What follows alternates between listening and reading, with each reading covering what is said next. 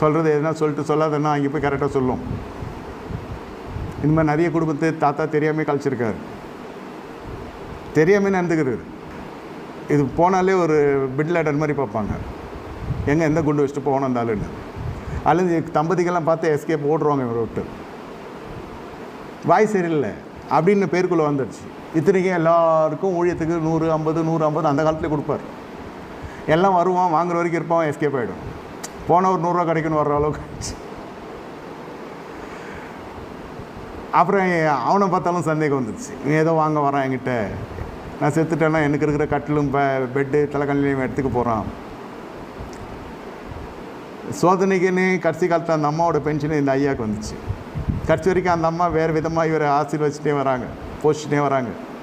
ஒன்றும் விளங்கலை வாழ்க்கை. கடைசியில் அவர் கண்ணை மூடி முடியறதுக்கும் நியாய தீர்ப்பு பூமியிலே நிறைவேறிச்சு.